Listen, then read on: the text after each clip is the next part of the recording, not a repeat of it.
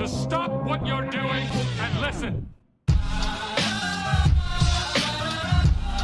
Hello and welcome to episode 29. I am MOSH, and today I'm joined by BOOTYGOD. I have surprisingly returned. Why'd you die? Because I'm bad with timing. I never know when you're recording these anymore, and I usually ask too late, because you probably have it recorded by the time I ask, oh, hey, let's do a podcast. So I'm trying to catch it back on Saturdays like we used to. That'd give me 2 full days to edit. Yeah, because I kind of figured asking on Sunday or Monday, oh, hey, let's do a podcast is kind of asinine and inconsiderate. So there's that as well. Monday's pretty brutal. What do we start with? What's Want to start with music first? Because, I mean, fit for an autopsy, man. music first? Gotta switch it up. Gotta add that spice of life. Okay. Music first. What do we got? Fit for an Autopsy just dropped a new song. What was it? 2 days ago at the most? I'm pretty sure it was just yesterday. And I gotta say, it's gonna be, if they end up dropping any more songs after the new album, I'm not gonna listen. I'm gonna try and take a after the burial approach where I'll listen to either no songs, just one song. I will bear through the wait, and I will go through the entire album aside from one song fresh. I don't know how you do that. At this point, I think my friends were right when they said I'm a masochist because I love music way too much. I told you about how I ordered that Avatar book, right? Uh-huh. It just finally came today, but these last few days have been grueling. Like every hour going back and forth to my house and the mailbox. It was that bad. So with music, it's pretty awful, but I digress. But their song was amazing. And with that being said, I have high hopes for them because I don't think they've really disappointed me. It's pretty good. I mean, I don't really listen to that style of music very often, and I liked it, so. I don't want to generalize deathcore, but it's like, if you don't find a band that really sticks out, you can just say, Once you've heard one band, you've heard them all. Or if you just get lucky, there's some bands that just follow the routine, but they have that odd factor to them that makes them likable. You gotta wait a little while for that album, October 25th. I mean, it's really not the worst thing because there's quite a few bands I'm anticipating dropping albums this year. What is this album name though? The Sea of Tragic Beasts. It's kind of a weird name. It might be they could be tackling maybe something like environment related. Yeah, I immediately thought of the that one song that they have. Because we've heard them make political songs before. With I think it was Black Mammoth that was about the pipeline being built. So I wouldn't put it past them. I actually like it. I like when bands talk about politics, or if it's not like all up in your face, like blatantly taking a side. I like when it's kind of just like out there trying to provoke thought or about the environment or animal. Because I can only stomach type of stuff for so long before I'm just like, I can't listen to this anymore. Oh, the new song is called Mirrors. That's not brutal. That's not deathcore. It's not true. Oh wait, that's wrong genre. There's also Cattle Decapitation, who I've mentioned before on the podcast. Turns out the Medium Rarities, that was just like a compilation of their songs. They actually have an album coming out this year. It's called Death Atlas, November 29th, 2019, and it's their 8th studio album. I am actually really excited for it. There's so many bands dropping albums, it's insane.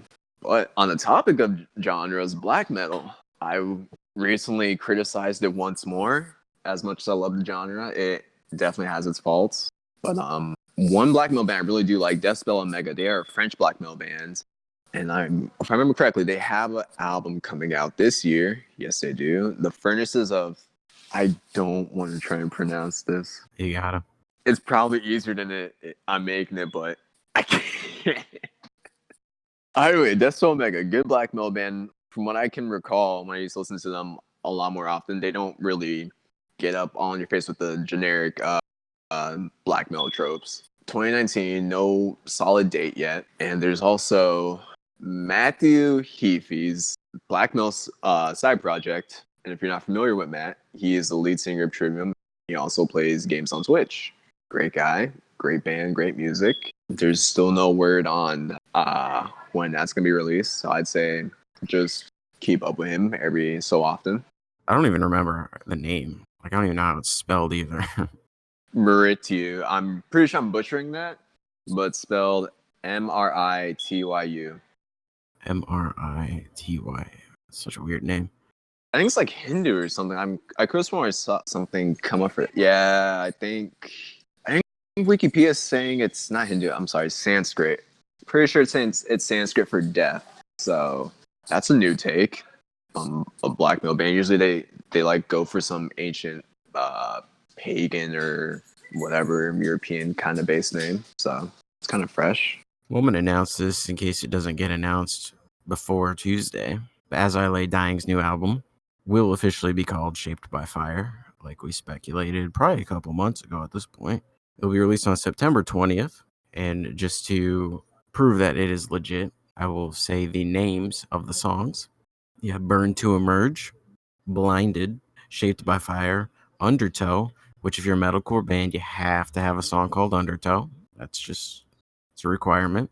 It's probably the most used word in that genre. Once you start listening for it, you will hear it a lot. Someone actually did a study recently, and they said that burn is the most used word in metal. So it's the most metal word. Makes sense. Torn between Gatekeeper, The Wreckage, My Own Grave, Take What's Left, Redefined, Only After We've Fallen, and The Toll It Takes. And they will be on tour this fall with After the Burial and Immure. Also, Chris Adler, the drummer of Lamb of God, is no longer the drummer of Lamb of God. Heard about that. Didn't want to believe it. He was replaced by a person named Art Cruz, which I looked him up because I wasn't familiar with him, and he has played in Prong and Winds of Plague. You say Winds of Plague.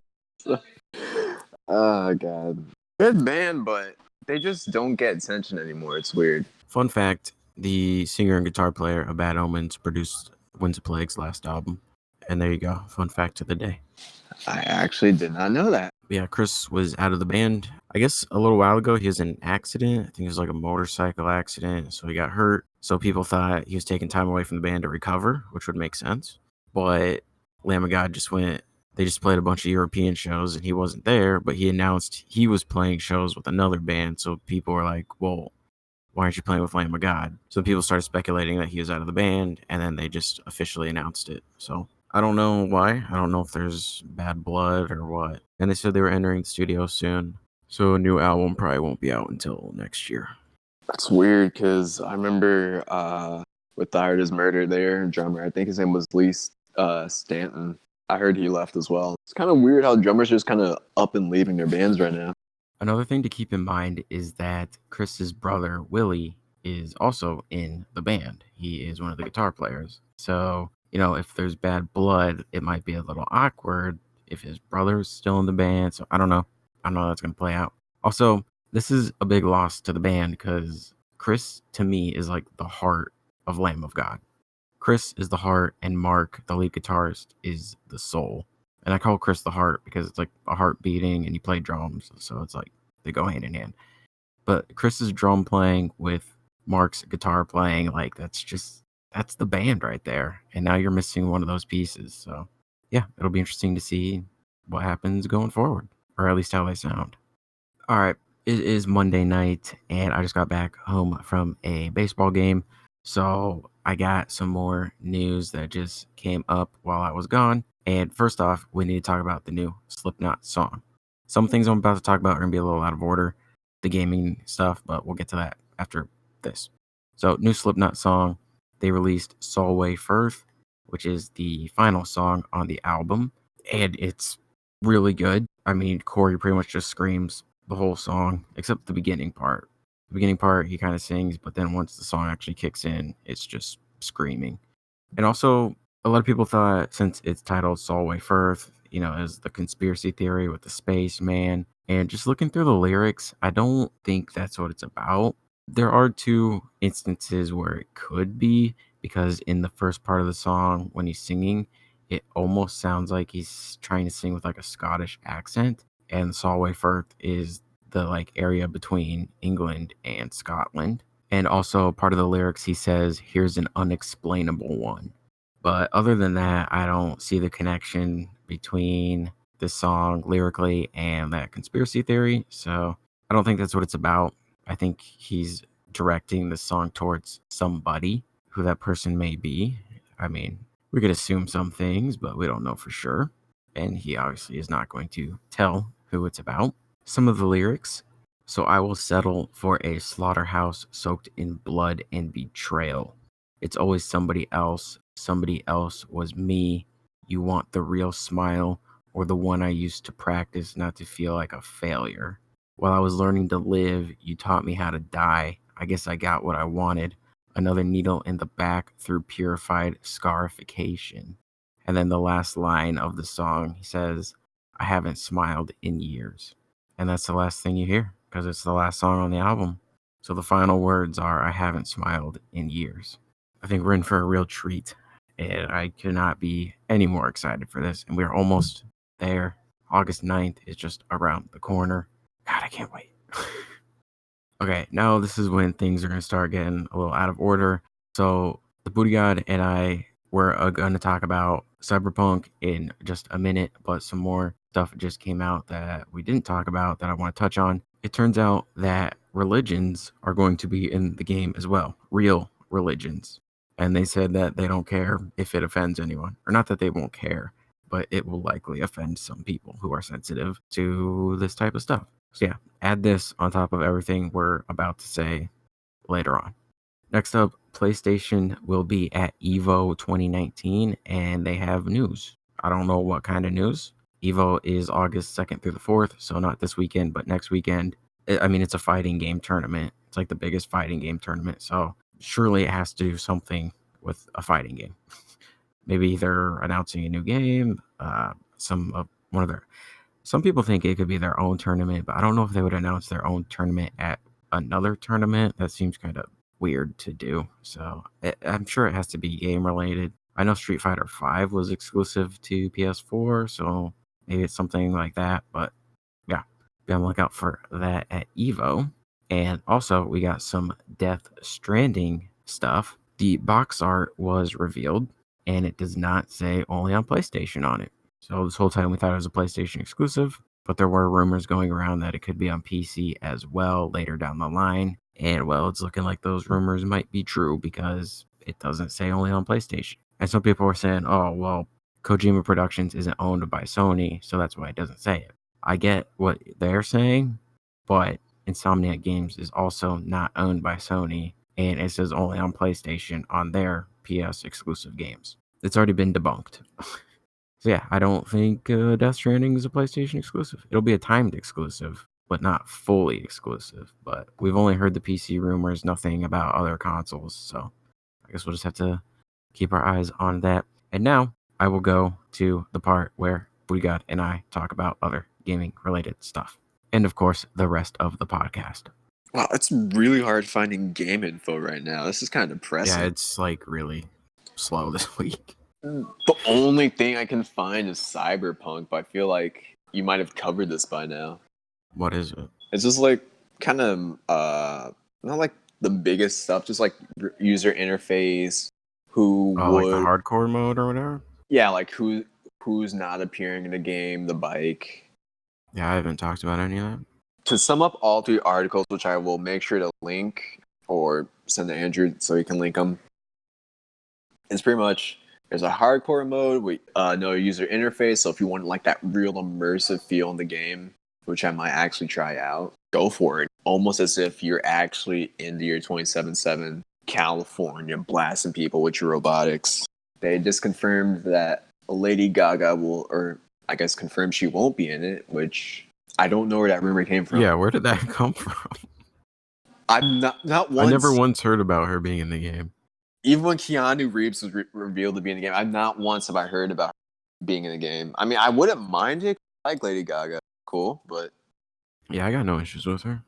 I legit don't know where that rumor came from, but... Hey, more the merrier. If they could get more celebrities in there, I won't complain. Well, depending on who they get. Dwayne The Rock Johnson for Cyberpunk 2077. That's what he meant when he said he was running for president in 2020. He was talking about because Cyberpunk comes out next year, so he's I've said once, I'll say again. If I legitimately see The Rock run for president 2020, I will get up in those ballots. I will be enthusiastic. I don't care if I regret the decision. I will proudly say I voted for The Rock.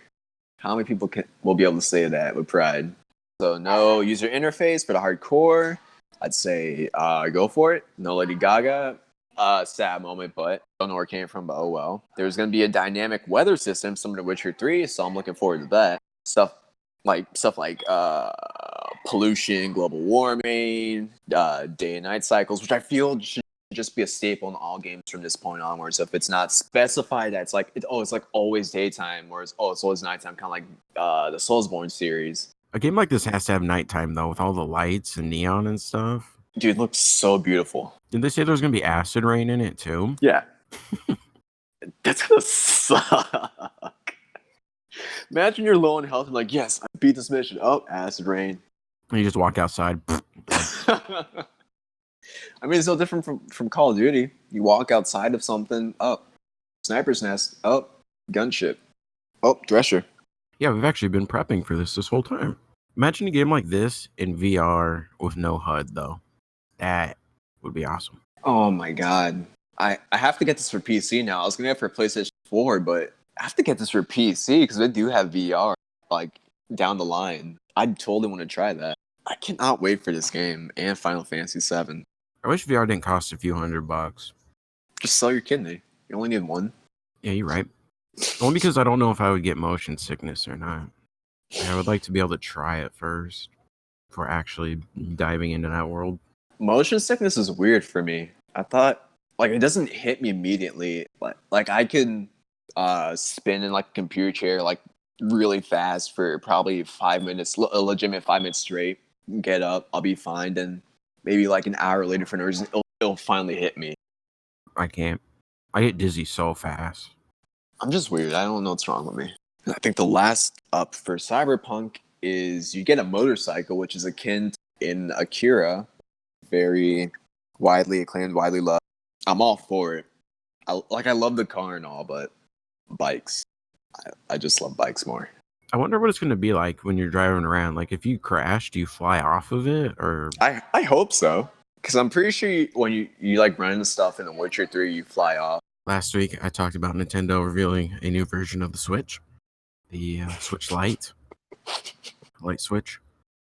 Well, they announced another new version of the Switch. It's the exact same as the normal Switch, but this one has longer battery life. That's it. Whoa! That's the only change. They said it can last up to 9 hours in handheld mode on one single charge, which is actually pretty good. Add any more power to it? Nah, forget about that. Like, its lack of power is concerning. Because you've seen Mortal Kombat 11 on the Switch, right? Yeah, it's not good. It looks like it's from the PlayStation 3 era. Like, I know Mortal Kombat's never been, like, that go-to fighting game for graphics, like, say, Dead or Alive. And that's current games. Like, any third-party games from PS5 and the next box are not going to run on the Switch. Unless they release a new version of the Switch with more power. Like, I'd even wager, for whatever reason, a Fallout, New Vegas, and 3. I'm going to use those two for very good reason.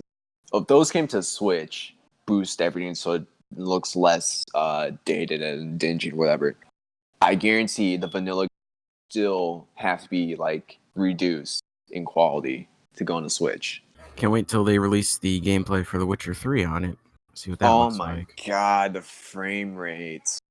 That's what I don't understand, because like Dead by Daylight was pretty framey, so I don't know how The Witcher 3 is going to run. Dead by Daylight's not even demanding either, which is the funniest it's part. It's not an open world game. Like, you load in the level and it was still having issues. Tekken 7. Over 4 million copies sold worldwide. It's pretty good. Great game. Great fighting game. It's not like overly friendly like Dead or Alive. It's legitimately worth playing. I haven't played Tekken in a while. How far back would you say you've played Tekken? Oh, PS2. Good lord. Yeah. I remember playing as Eddie because Eddie had that weird style. Dog, everyone knows it's all about King. You gotta be a luchador. Well, speaking of copies sold, it's that time of the month.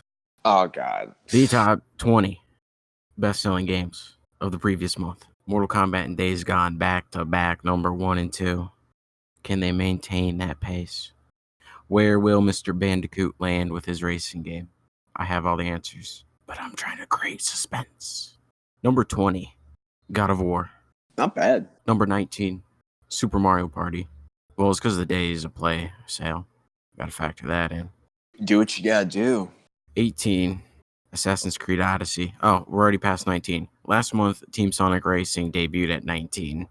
So, it's already off the list. Crash Bandicoot already beat it. Rightfully so. Number 17, New Super Mario Bros. U Deluxe. Number 16, Tom Clancy's The Division 2. Number 15, it's Call of Duty Black Ops 4. Whew, knocked out of the top 10. It doesn't deserve to be in the top 15. Well, we'll see next month. Number 14, MLB 19, The Show. It got beat out by a baseball game. Not just a baseball game, but a baseball game exclusive to PlayStation. Number 13, Legend of Zelda Breath of the Wild. Number 12, Red Dead Redemption 2. Number 11, Tom Clancy's Rainbow Six Siege. Number 10, Days Gone. Days of Play sale couldn't bump it up. It went from 2 down to 10. That's pretty good, though, considering, All the slander it got from reviews. Yes. It's a pretty solid game. I like it. Number 9, Mario Kart 8. Number 8, this was surprising, NBA 2K19. I thought it was going to be higher. It was on sale for $3, and it only ranked in at number 8. No one wants anymore, though. I guess. It doesn't look like they do anything new to the game. What did you add sweat and maybe pores to the models? I think it actually dropped down a few places, even though it was on sale for $3. I don't remember the list from last month, but I think it was higher than 8. Oh, that's bad. Yeah. Number 7, also benefiting from the Days of Play sale, Marvel's Spider-Man. Great game. Number 6, Super Smash Bros. Ultimate. Number 5, Minecraft. Number 4, Grand Theft Auto 5. And I checked to see if I uploaded that race, and I did not. So I will upload that GTA race that I've had for a few months. Actually, I checked. I recorded it on December 19th. Number 3, dethroned. It's Mortal Kombat 11. No surprise. Still in top 3, though, for 3 months straight. It's pretty good. Number 2, it's Crash Bandicoot in his racing game, Crash Team Racing Nitro Fueled. It got knocked off first place by then the stopwatch. Yeah, probably. It's probably exactly what happened. Warp orbs, clock, every power-up you could think of. It wasn't first. It actually beat the first place person, but at the end scoreboard, it actually flipped them. So it really got first, but it actually got second. Number 1, the game I completely forgot was coming out. And your new best-selling game of the month is Super Mario Maker 2. Well, the only thing I have left is Weekly Pick and Weird Story. My weekly pick is Avatar Last Bender, Rise of Kyoshi. It's a new that just came out on the 16th. Great series. My weekly pick is a documentary. It's a Bungie documentary. It's fan-made by a guy named Half Pint on YouTube, and it just goes over the history of Bungie. Before Halo, Destiny, the good moments, the bad moments. Yeah. Overall, it's a pretty good documentary. There are a few parts where you see the guy that made the video, and it's almost like a Twilight Zone style thing, which is kind of cheesy. But he only does that a few times, so other than that, it's pretty good. But it does have some cheese moments. All right, so my weird story is not necessarily weird. It's one of the items he had that was weird. Police in Oklahoma, watching you, Oklahoma, say they found a rattlesnake, a canister of radioactive uranium, and an open bottle of whiskey during a traffic stop of a vehicle that had been reported stolen. Police don't know why the uranium was in the vehicle or how it was obtained, though uranium ore can be bought on Amazon. So if anyone wants uranium, just go Wait. to Amazon. No way. I don't know. I haven't checked. I'm gonna go check right now. Oh my god. It starts with a U, and Amazon sells everything from A to Z. So that's why their logo has an arrow going from A to Z. If you didn't know, that's your second fun fact of the day. The officer said police also found a gun in the center console and a terrarium in the back seat containing a rattlesnake. The driver was charged with possession of a stolen vehicle, transporting an open container of liquor, and driving with a suspended license. A 19-year-old was shot. A 19-year-old was shot? Yep. That's it? Shot in the head. Oh, the thing that happened near you. Okay. Yeah. Was there like a motive or just... I haven't kept up with it. I just remembered it. Anyway, that's going to wrap this one up. So thanks for listening. And we'll be back next week. Anyway, later. Peace and chicken grease.